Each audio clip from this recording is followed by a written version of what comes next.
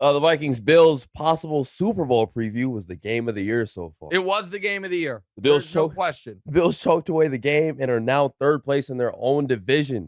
Wait, you mean the conference, right? In their own division. In the AFC East? Yeah. There's only 4 teams. Yeah. They're in third? Second to last, yeah. Oh, my goodness gracious. Magic Mountain Allen had one of the weirdest fumbles ever in his own end zone and at the end of regulation.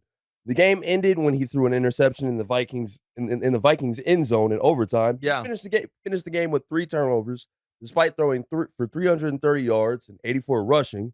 Yeah. Those have now lost 2 straight games and continue to prove that they can't win close games.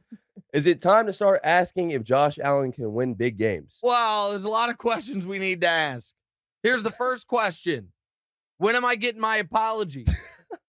When are there going? I need apologies or resignations from fellow media members that said I was the biased one, that said I was the one who refused to acknowledge that guy who leads the NFL in interceptions, who leads the NFL in total turnovers, who leads the NFL in interceptions and fumbles combined, that guy was the best quarterback in football.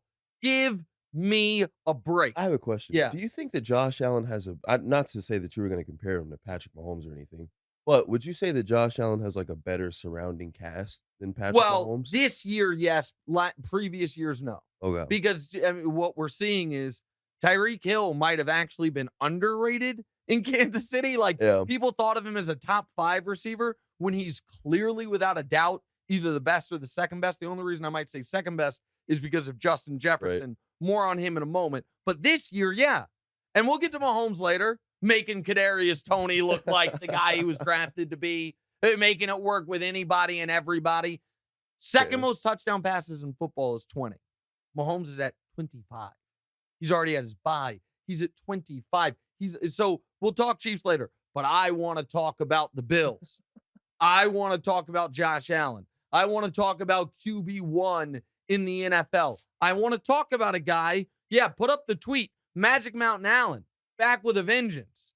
Remember, America, you got to be 6'5" and wildly overrated to get on this roller coaster. Hey, guys, this was the game. The Bills were up 17 with less than 17 minutes remaining. You should win that game. The Vikings then, this is not on Josh Allen, popped off an 80-yard touchdown run on the first play after falling down 17, cut it to 10. The Bills then drive the length of the field. And Josh Allen makes his first abysmal decision of the game, throwing an interception in the end zone, and then it gets returned, and Josh Allen, because he just can't help himself, not only goes for the tackle, but leads with his injured throwing elbow and is laying on the ground. However, it didn't, he's big and strong and powerful and tough, didn't seem to really affect him. And then what happens? Oh my God. One of the greatest moments of this NFL season. So the Vikings can't get out of their own way because they're the Vikings.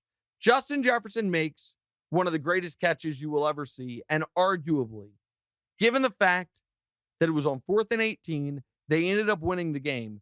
You could make the argument it's the greatest catch in NFL history.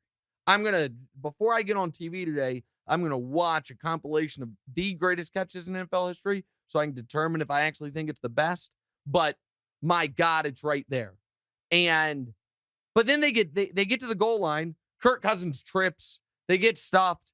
They score a touchdown. It gets called back. Right. They then sneak with Cousins, don't get it. There are now 42 seconds left. The Bills are up by 4. They have the ball. The Vikings have 1 timeout. The Bills have to execute 2 snaps, and they win the game.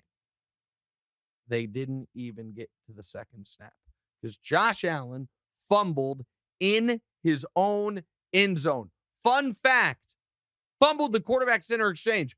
Fun fact, in the last decade, there have been 2 fumbles by a quarterback on his own 1-yard line. Those fumbles were Josh Allen yesterday, and you guessed it, Josh Allen in 2020. So, the Vikings fall on it and score. Yep. It's like, oh boy, They're going to win the game. The Bills then drive the field in part thanks to the refs missing an obvious incompletion. They called it complete. They didn't review it. It was clear that only the refs can review it because inside 2 minutes they get the field goal. Vikings then drive the field again, but they get stopped, held to a field goal. Oh, Buffalo, you can't blame the coin toss now. Now you get the ball. Everything you hoped for in that game against the Chiefs in the playoffs when you whined and cried and you got the rules changed. And they have a 2nd and 10 from the Vikings 20. Tie is in the bag. And keep in mind, if you're Buffalo, a tie is actually not a total disaster because you were already the 1 seed. So it's obviously not as good as a win, but a tie at the end of the year could be beneficial. Right. When it comes to your division, you don't mind a tie because right now, I don't want to get into the math of it, but Miami, who's competing with you in the division, has the tiebreaker with you at the moment. So if you guys finish with the same record, then Miami's going to get it anyway. But with a tie, you can't finish with the same record. But whatever, it's 2nd and 10 from the 20. You're going to have 2 shots to the end zone, 2 shots to get a first down, and then you kick a field goal. But no, instead they got 1 shot to the end zone because old Joshy Josh threw another pick. So that's 3 fourth-quarter turnovers in a game you were up 17 with 1.5 minutes left in the 3rd quarter. And now I do a sober analysis of Josh Allen's career. Year 1, people thought he was a bust. People hated the pick.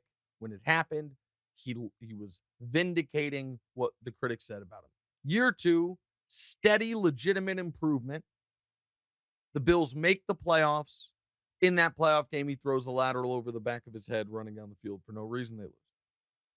Year 3, the biggest leap we have seen from a quarterback from year 2 to year 3 ever, with the only close second being Tua this year. They make the AFC Championship. He almost wins league MVP. They make the AFC Championship game. They lose to Mahomes. Year 4, they go into the season with preseason Super Bowl hype. He is a preseason MVP candidate. They beat the Chiefs early in the regular season. They then go into a tailspin, lose 5 of 7, get hot at the very end of the year. He plays amazing in the 2 playoff games, kind of offset the fact that he wasn't even a Pro Bowler last year, and Mac Jones was, but they lose to the Chiefs. This year, they are the overwhelming Super Bowl favorites. He is the overwhelming MVP favorite. Early in the year, they beat the Chiefs. And now it looks like the tailspin is underway. Since beating the Chiefs, they've played the Packers. They played the Packers well for 1 half. Then they were up double digits on the Jets and lost, and up double digits on the Vikings and lost. And Josh Allen keeps throwing red zone interceptions. So all I'm saying is, I told you so. That there is a legitimate debate about who is the 2nd best quarterback in football, and he is in that debate. There is no legitimate debate about who is the best quarterback in football. He plays in Kansas City. He wears number 15, and there will be no arguments otherwise. Next. All right, now. Oh, wow. Poll question. Oh, yeah. Do you trust Josh Allen in a big game? 70% say no. 30% say yes. Yikes, how the mighty have fallen. Hey, thanks for watching. Hit the subscribe button to get more from the show, and make sure to click the bell to get notified every time new content drops. Check out full episodes of What's Right wherever you get your podcasts, or just click the link in the description below.